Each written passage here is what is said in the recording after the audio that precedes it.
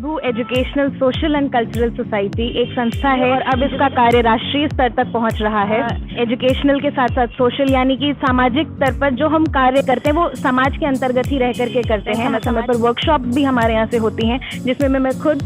Dance सिखाती हूँ बच्चों को। मेरी छोटी सी जो भी इनकम है, क्योंकि तब मैं बहुत ज़्यादा कमाती भी नहीं थी, फीस भी बहुत कम थी, अपने पार्ट टाइम के लिए मैं सिखाती थी बच्चों को शाम को। तो इसमें से थोड़ा सा हिस्सा मैं हर महीने इन बच्चों के लिए खर्च करना चाहूँगी। तो शायद वही जो मेरे अंदर एक वो एनलाइटमेंट था मैं कह सकती हूँ, या वो एक कुछ बुद्धि थी जो मैं कहूँगी कि ईश्वर से आई, मेरे माता पिता से आई मेरे अंदर। तो शायद थोड़ा थोड़ा जो मेरा लगाव था वो भरतनाट्यम की ओर ज़्यादा बढ़ता चला गया, झुकाव बढ़ता चला गया। लेकिन उसके साथ मैं कथक भी करती हूँ, उड़ीसी भी करती हूँ, तो विधाएं मैं कई सारी प्रस्तुत करती हूँ। लेकिन हाँ, शायद भरतनाट्यम से प्रेम थोड़ा ज़्यादा है। नमस्कार, आप देख रहे हैं दैनिक भास्कर और मैं हूँ श्रुति श्रीवास्तव।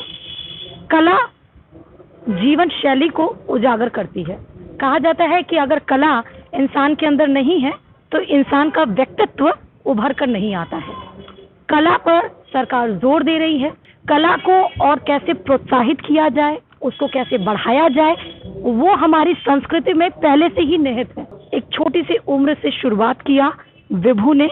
और आज उस मुकाम को हासिल कर चुकी, जहां तमाम नेशनल और इंटरनेशनल शोज किए हैं, जहां पर देश को ही नहीं प्रदेश को ही नहीं एक नाम वो उजागर कर चुकी है और साथ ही इंटरनेशनल प्लेटफॉर्म्स में भी वो अपने देश को बढ़ावा दे रही हैं, एक नई पहचान डेवलप कर रही हैं। आज हमारे साथ खुद मौजूद हैं और आज हम इनसे ही बात करेंगे, रूबरू होंगे कि जब बचपन से शुरुआत किया था और आज बच्चों को जब सर्टिफिकेट बांटती हैं तो कितना विकास उनकी पर्सनालिटी में हुआ है, उस कला को किस प्लेटफॉर्म पे ले गई हैं और आज उनको कैसा महसूस होता है, क्या उन बच्चों के रूप में वो अपने जीवन को भी देख पाती हैं। बहुत बहुत स्वागत है आपका। पहली बात तो कैसी हैं आप? मैं बहुत अच्छी हूँ और बहुत बहुत धन्यवाद, आपने इतना सुंदर व्याख्यान किया मेरे कार्यों का और जो मेरी सोसाइटी या मेरी टीम करने की इतने वर्षों से प्रयास कर रही है उसको आपने इतने सुंदर रूप में लोगों के सामने रखा, उसके लिए बहुत बहुत धन्यवाद Shruti ji. Thank you so much. ये मैं जानना चाहूँगी कि ये Vibhu educational culture and welfare society actually है क्या? Vibhu educational social and cultural society एक संस्था है जो विगत 15 वर्षों से प्रदेश स्तर पर कार्य कर रही है और अब इसका कार्य राष्ट्रीय स्तर तक पहुंच रहा है। इस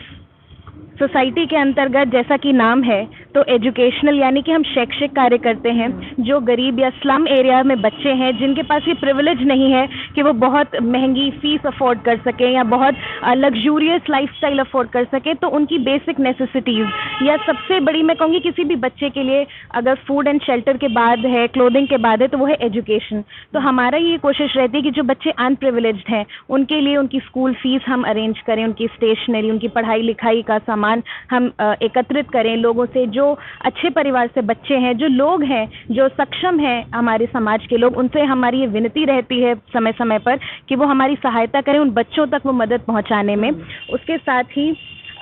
एजुकेशनल के साथ साथ सोशल यानी कि सामाजिक स्तर पर जो हम कार्य करते हैं वो समाज के अंतर्गत ही रह करके करते हैं, हाँ, समाज के लिए करते हैं। चाहे हम बच्चों के लिए करें, महिलाओं के लिए करें, बड़ों के लिए करें, वो समाज के अंतर्गत रहते हैं। और जैसा कि आज नटखट उत्सव आप देख रहे हैं तो ये एक सामाजिक सांस्कृतिक कार्यक्रम है जिसमें आप सभी आए हैं और मुझे बेहद खुशी है। नटखट उत्सव विशेष रूप से जिस आयोजन को आज हम देख रहे हैं ये विगत 10 वर्षों से किया जा रहा है, जिसमें चित्रकला और नृत्य प्रतियोगिताएं हम आयोजित कर रहे हैं और एक बहुत छोटी सी टोकन फीस भी हम इसमें रखते हैं इस पर्पस से कि जो भी इससे फंड्स कलेक्ट होते हैं उन्हें हम उन बच्चों तक जो नहीं इतना कुछ अफोर्ड कर सकते हैं या उनके पास इतना कुछ नहीं है खर्च करने के लिए या उनके पेरेंट्स नहीं उनकी सहायता कर सकते हैं, तो हम उनके लिए फीस का जुगाड़ करें। हम उनके लिए जो है बुक्स, कॉपीज, स्टेशनरी, कपड़े भी अगर ज़रूरत पड़ती है तो समय समय पर, जैसे ठंड या बरसात का मौसम होता है तो इन बेसिक चीज़ों की ज़रूरत पड़ती है, तो समय समय पर हमारी संस्था, हमारी टीम, हम लोग खुद जा करके इन लोगों की सहायता करने की जितनी हमारी हो सकती है कोशिश करते हैं। समय समय पर वर्कशॉप भी हमारे यहाँ से होती हैं जिसमें मैं खुद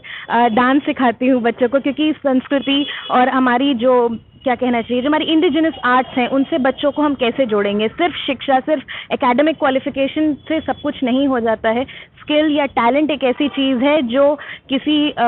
ऊंच नीच का मोहताज नहीं होती। वो कब कहाँ किसके अंदर मौजूद होगी ये हमें भी नहीं पता। तो हम भी ये खोज करते रहते हैं और इस उम्मीद में उन बच्चों को इन स्किल्स की तरफ, इन कलाओं की तरफ आकर्षित करते हैं कि आगे कभी भी उन्हें आवश्यकता पड़े तो वो इतने सक्षम हो कि वो अपने लिए सर्वाइवल नीड्स को पूरी कर सकें। उन्हें किसी के आगे हाथ ना फैलाना पड़े, उन्हें कहीं पे भी सर ना झुकाना पड़े कि अरे हम इस तरह पीछे रह गए हैं। तो समाज का एक बहुत बड़ा हिस्सा है जो अभी भी अंधेरे में है, जिसे अभी भी बहुत कुछ नहीं पता है, नहीं उजागर है। तो उन तक ये रोशनी ले जाना, चाहे वो शिक्षा के माध्यम से हो, कला के माध्यम से हो, हम अपना भरपूर प्रयास करते हैं कि हम जो कर सकते हैं हम उन बच्चों के लिए करें। और नटखट उत्सव जो मीनाक्षी त्रिपाठी जी की स्मृति में ये कार्यक्रम आयोजित होता है, जो कि युवा चित्रकार थी और क्रोनिक डिजीज के चलते बहुत ही कम आयु में वो हमें छोड़कर चली गई, जब वो राष्ट्रीय अंतर्राष्ट्रीय स्तर पर अपना एक नाम स्थापित कर रही थी। और ये हमारे हृदय को बहुत कचोटता है कि एक कलाकार हमारे बीच से चला गया, क्योंकि ये सिर्फ एक परिवार के रूप में हमारा लॉस नहीं है, एक कला की जो पूरी दुनिया है उसके लिए लॉस है अगर कोई कलाकार इस देश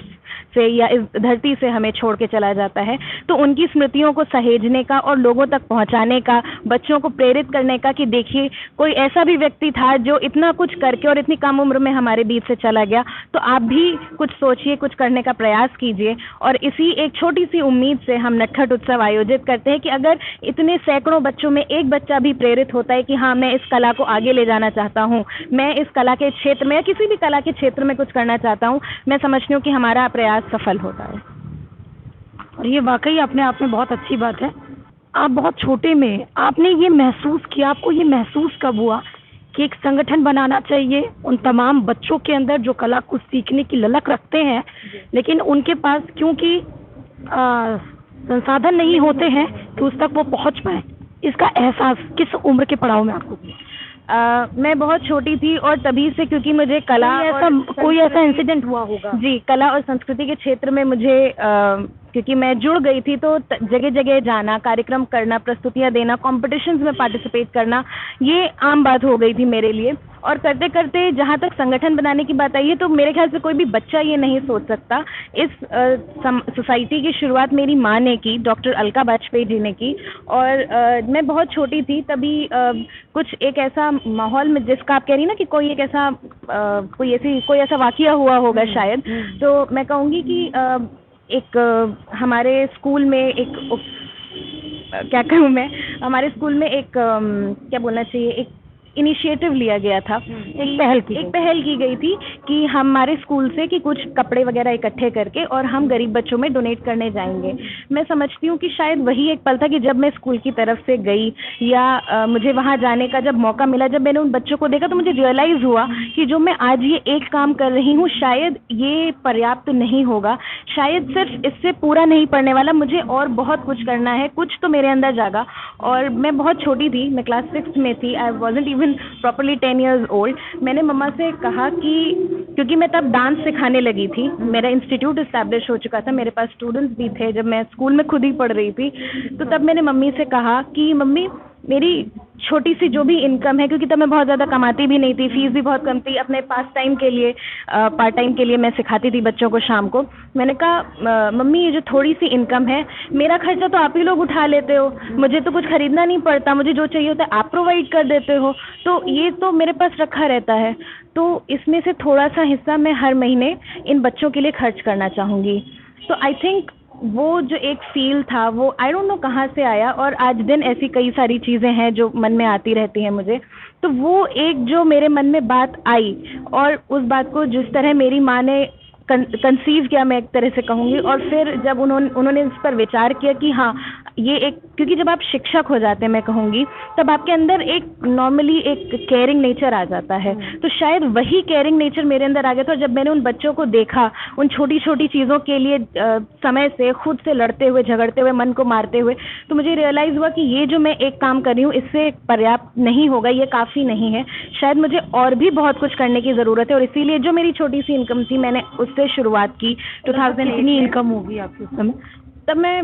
600 रुपये कमाती थी और उसमें से मैं एक महीने में 600 और 700 रुपये कमाती थी और उसमें से मैं 300 से 400 रुपये इन कार्यों के लिए हमेशा अलग करके रखती थी। ऐसा नहीं कि हर महीने ही मैं पहुंच जाऊँ, क्योंकि मेरी भी पढ़ाई होती थी, कुछ ना कुछ होता था, पर मैं इकट्ठा करके रखती थी, जमा करके रखती थी कि अच्छा इस महीने का 300, फिर अगले महीने का, जैसे कभी मान लीजिए फीस ज़्यादा गई, क्योंकि उसमें भी बच्चे कई बार फीस नहीं दे पाते थे, तो मेरा कोई प्रेशर नहीं रहता था, अच्छा तुम दे सकते हो तो सीखो, नहीं दे सकते हो तुम तो भी सीखो, तुम सीख लो, ये मेरा मेन मोटिव रहता था कि बच्चे सीख लें, फीस अड़ंगा नहीं आनी चाहिए। तो शायद वही जो मेरे अंदर एक वो एनलाइटमेंट था मैं कह सकती हूँ, या वो एक कुछ बुद्धि थी जो मैं कहूँगी कि ईश्वर से आई, मेरे माता पिता से आई मेरे अंदर, और फिर उसको मेरी माँ ने जितनी खूबसूरती से लिया, समझा, उसे किसी गलत रूप में नहीं समझा और उसे प्रोत्साहित किया कि अच्छा ठीक है तुम करो, तुम करना चाहती हो तुम करो, और फिर उसको इस तरह एक संगठन का रूप दिया, उसमें लोग जुड़ते चले गए, क्योंकि मैं एक बच्चा थी तो शायद इसलिए लोगों को और सहानुभूति भी हुई मेरे साथ, और इसलिए मुझे लोगों का सहयोग बहुत अच्छी तरह मिलना शुरू हुआ और ईश्वर की कृपा से आज तक मिलता चला आ रहा है। ये बहुत अच्छी बात है,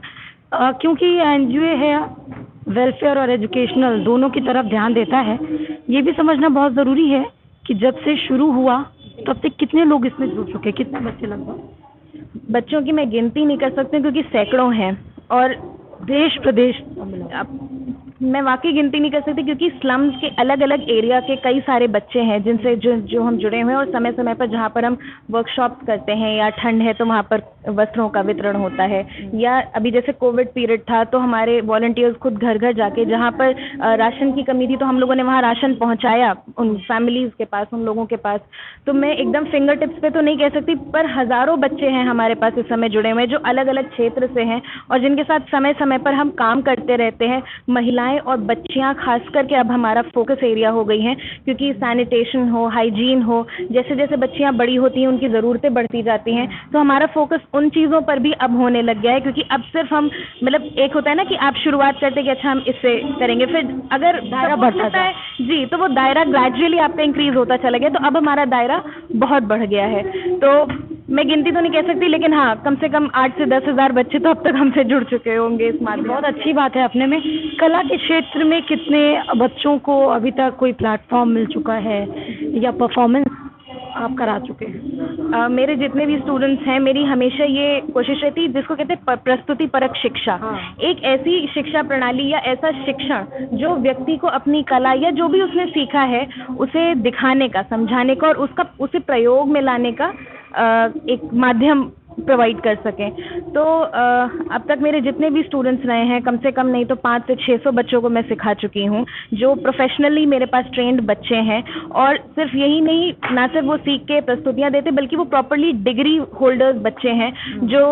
कहीं भी चाहें तो उन्हें जॉब भी मिल सकती है, उनके एकेडमिक क्वालिफिकेशंस भी पूरी हैं, और वो हर वर्ग के बच्चे हैं, समाज के जितने भी वर्ग, वो उसमें ऊंचे वर्ग के भी बच्चे, उसमें नीचे वर्ग के भी बच्चे हैं, और जिसको जब जैसी आवश्यकता रही है उसके लिए वैसा हमने करने का प्रयास किया है, और उम्मीद करते हैं कि आगे भी हम ऐसा कर पाएंगे। उम्मीद हम भी कर रहे हैं कि आगे बढ़ता जाए। लास्ट मेरा क्वेश्चन आपसे है विभू, क्योंकि एक बहुत कम उम्र से आपने कला में एंट्री की, उसको सीखा, उसके महत्व को चुना, भरतनाट्यम ही क्यों चुना?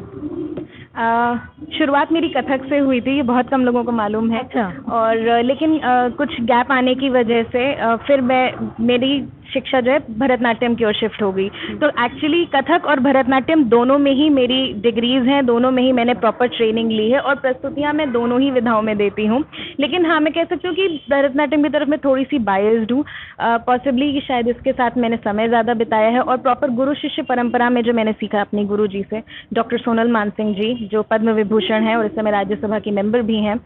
तो उनके साथ रह करके जिस तरह मैंने, जिसको कहते हैं कला की आत्मा जब आपको मिलती है, तो वो जो एक ज्ञान गुरु से मिलता है, वो चाहे जिस किसी भी विधा में हो, आप उसे कहीं भी उतार सकते हैं, लेकिन शायद मुझे भरतनाट्यम के माध्यम से प्राप्त हुआ। और कहीं ना कहीं मैं जब छोटी थी, मम्मा मुझे परफॉर्म कराती थी, तो उनको खुद भरतनाट्यम बहुत ज़्यादा पसंद था, वो खुद बहुत अट्रैक्टेड, क्योंकि उसकी कॉस्ट्यूम बहुत अच्छी होती है, उसकी ज्वेलरी बहुत लाविश होती है, कहीं ना कहीं चीज़ें अट्रैक्ट करते हैं आपको। तो शायद थोड़ा थोड़ा जो मेरा लगाव था वो भरतनाट्यम की ओर ज़्यादा बढ़ता चला गया, झुकाव बढ़ता चला गया। लेकिन उसके साथ मैं कथक भी करती हूँ, उड़ीसी भी करती हूँ, तो विधाएं मैं कई सारी प्रस्तुत करती हूँ, लेकिन हाँ शायद भरतनाट्यम से प्रेम थोड़ा ज़्यादा है। तो ये हमने विभू को सुना, जो बच्चों को ना सिर्फ कला में प्रोत्साहित करती हैं, आगे बढ़ाती हैं, तमाम उन सेक्टर्स पर भी फोकस रहता है जो बच्चों तक नहीं पहुंच पाती हैं, जो कला को सीखने की ललक रखते हैं, जो आगे बढ़ना चाहते हैं। तो अगर आपके अंदर भी वो टैलेंट है और आप उन संसाधनों तक नहीं पहुंच पा रहे हैं, तो मैं तो कहूँगी कि आप नटखट उत्सव, जो कि Vibhu educational social and welfare society के द्वारा ऑर्गेनाइज कराया जाता है, और खुद क्योंकि विभू ने अपनी लाइफ हिस्ट्री बताई और बताया कि कैसे उतार चढ़ाव आए और किस उम्र के पड़ाव में उन्होंने ये बातों को सीखा, महसूस किया कि देश में आज भी तमाम ऐसे लोग हैं जिनके अंदर टैलेंट भरपूर है, लेकिन क्योंकि रिसोर्सेज बहुत लिमिटेड हैं, इसलिए वो पहुंच नहीं पाते हैं। कोशिश हमारी यही है, भगवान से प्रार्थना भी है कि आपका एनजीओ बहुत आगे चले और ऐसे गुरु की हमें ज़रूरत सख्त है जहाँ पे बच्चों में वो भेदभाव ना करें और सारे प्लेटफॉर्म से अगर उन्हें ज़रूरत है तो वो प्लेटफॉर्म प्रोवाइड भी करें। बहुत बहुत शुक्रिया।